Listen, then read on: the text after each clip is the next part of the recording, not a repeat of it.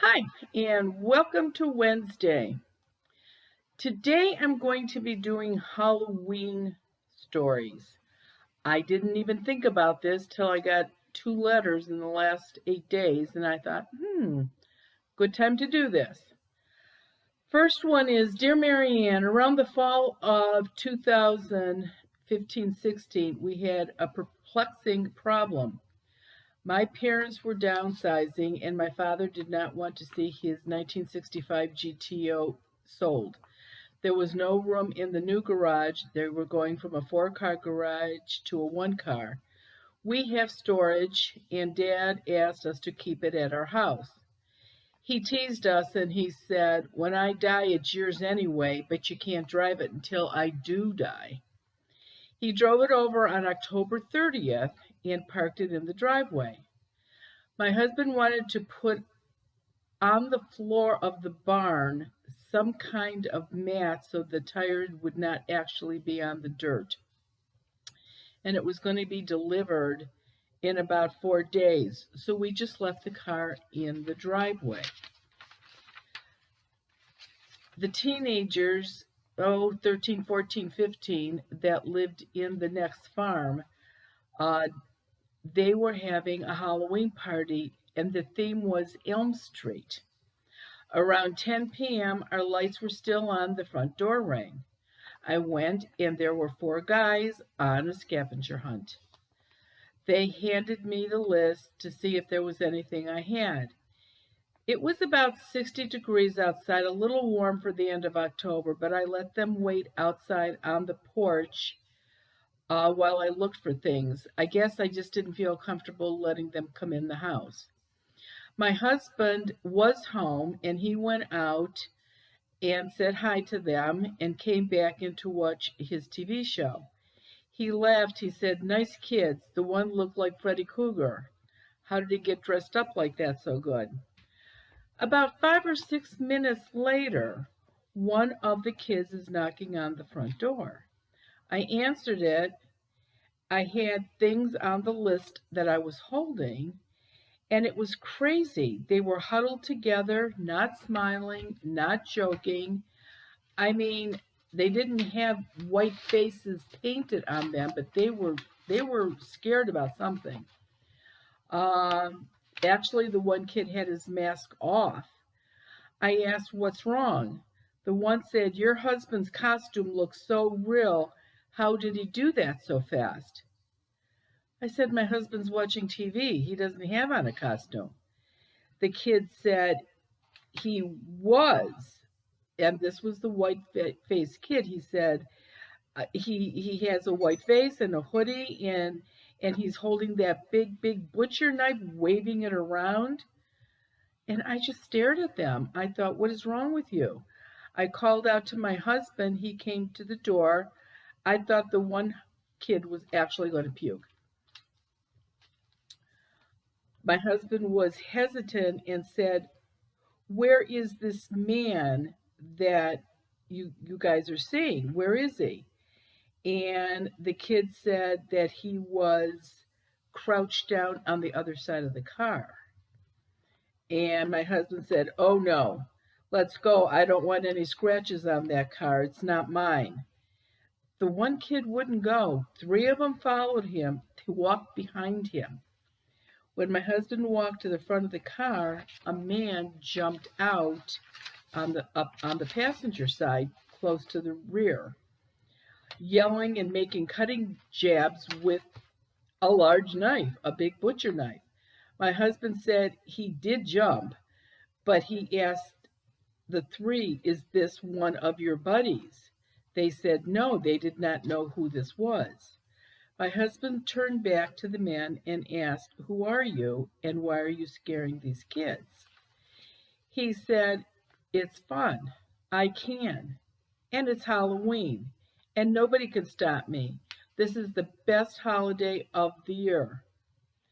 My husband said, Okay, I think this is done for the night. It's not funny anymore. The man said, No, the night is still young, and it's Halloween, and it's great fun, and I'm not stopping. And my husband said, "Not in my yard."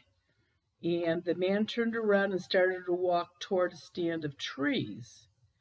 Then I looked back at them, and then he looked back at them, and he had no face. The boys got in the truck, and my husband drove them back to the party. They even forgot the scavenger items. I asked my husband what was that all about, and he said, "I think it was one of their fathers just messing with them." He had to admit he didn't know how he made his face disappear though. We have outside security cameras. The next day we looked at the tape around the time that this happened around the car. Wisps of fog darted, spots moving, but no man. See the car, and we knew it was the timestamp was right. You could see my husband, you could see the 3 boys that were with him, but no man. We called you and you said our house was clear and there wasn't anything you could do with the outside, but that we had a great Halloween experience. And I can assure you, if this happens or ever happens again, I will call while it's happening. Thanks, Darlene. That's so unusual where everybody could hear a ghost talk like that. But then I looked back up after I got this letter, and there was a full moon on that Halloween. That had to be why this ghost had so much energy. And the weird thing is, you only get a full moon on a Halloween about every 19 years, which only equals to 4 or 5 times a century. So this is pretty odd when that happens. And I don't even know when the next one is, but I'll keep watching that one. Probably not until the next century. Okay, Marianne, you came out to our house on November 2nd, 2001. How do people remember these dates? I don't know. We will never forget that date or you coming over. On Halloween, my husband took our 2 boys, 10 and 11, out trick-or-treating. I stayed home to hand out candy. Anytime the boys came to the door, everything was okay. Even they were all dressed and not a problem. About halfway through the 2 hours of trick-or-treating, 2 little girls came to the door, maybe 5 or 7. The mom was at the end of the driveway just waiting for them, keeping her eye on them, but waiting for them. The older girl, dressed like a cat, said, "Thank you, lady, and I'm not afraid of that creepy monster by the steps." Her sister, who was a princess, said, "He scares me. I don't want any treats," and she ran back to her mom. I still gave her candy. I still gave her candy to the cat sister and said, "Give it to her." And if you remember, our house, is a colonial, and the steps to go upstairs are right across from the front door, which is a typical colonial. Uh, I said to the little girl, "Cat, honey, I'm here alone. No monsters here." She said, "Yes, there is," and went to her mom and said, "You're mean." Next batch of kids came. They were a little older, mostly boys. Everything was fine. Then a little girl, maybe 10, dressed like a bumblebee, came to the door, and her mom was right there with her. She said to her mom, "Look at that scary man sitting on the steps." Then she said to her mom, "Why is he telling me to come in with that scratchy voice?" Then the mom said to me, "I don't think it's appropriate to be scaring young children the way you are. He looks, scaring children with that monster, with the way he looks and that hoarse voice." I just stared at them. What are you talking about? Nobody else is here but me. The mom said to her bumblebee daughter, the people in this neighborhood are weird. We should have just stayed in our own neighborhood. Again, I saw nothing. I heard nothing. My husband and the boys came home with all their loot. When the boys were not around, I told my husband what happened. Then he said to me, do you think that's why John, and that's our 10-year-old, is in bed 4 or 5 times a week with his brother? Bob is 11. And when I ask him why, he says he just gets scared. We called the boys down and said, hey, it's Halloween. You want to talk about ghosts? John said, no. If you talk about him, he won't leave. And he'll be in our bedroom forever. John never said a word about any of this, not even to Bob. Bob said he never saw anything, that John was just being a baby. Halloween morning, I heard you on the radio with Trapper Jack, and you were telling people what they had in their houses, if anything, over the radio. I called the radio station and got your phone number, and I called and left a message. You called me back that evening and you explained the inside of my house to me, and that the man ghost was in the room with my sewing machine and my craft supplies. How did you know that? That's what I do. You came out on Friday, November 2nd. My husband stayed home from work. The boys were in school. No, they were off. For some reason, I took them to my mom's house. The ghost man was about 45 years old. He had been killed by his 20-year-old daughter on Halloween in 1954. He was drunk and she was on crack cocaine. He gave you all the information where he lived, actually in a different state than ours, where he was buried, what prison his daughter was in. His wife remarried, and he wasn't happy about that. Since he had been killed, his mom died, so he went into the light because he wanted to see her. And I remember I didn't have any trouble getting him to cross over. I asked you why one of our boys could see him, not the other. And why did only the little girl see him? He told you with the big full moon he had more energy and he didn't really like girls. After all, his daughter scared him, so he would scare them on purpose. He didn't know why the one moon could.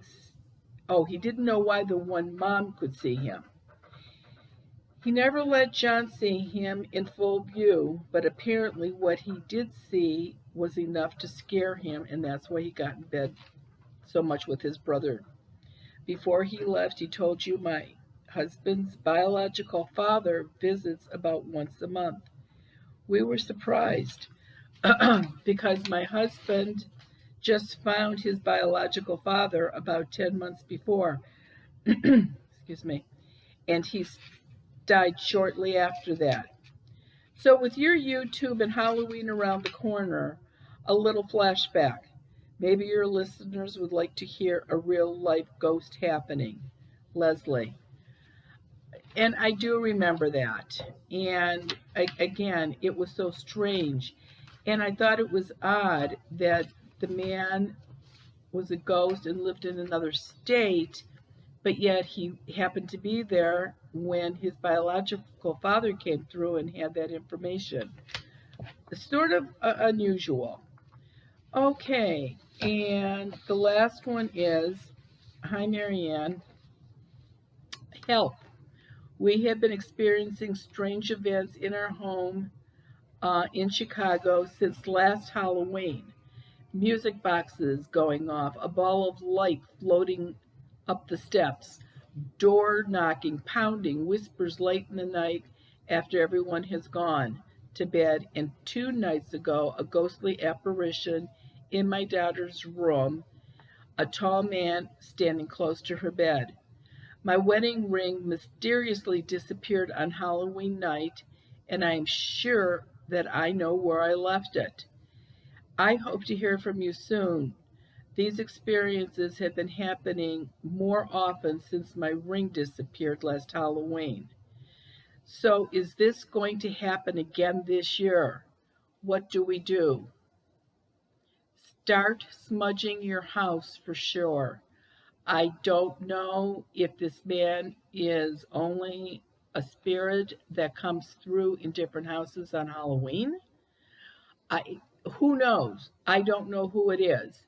But if you start smudging your house on a really, really regular basis, I think it will definitely help. You don't live in my state, so it's not something that I can just jump in the car and come over.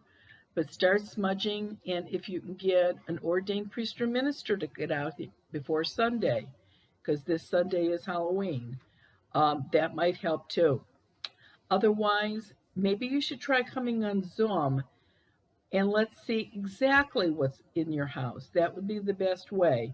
And with the holidays coming up, only one Zoom in November and one in December. The one in November is on the 19th of November. And for those of you that are local, I will be on the radio the 29th from 7 to 7:30 in the morning with Jen and Tim on 102.1 FM. And also on the 29th, I will be on Channel 3, uh, probably around the noon uh, program. But when Ted finds out for sure, he will put it on the website. Everybody have a really good Halloween. Stay safe, but have fun. Talk to you next week. Thanks.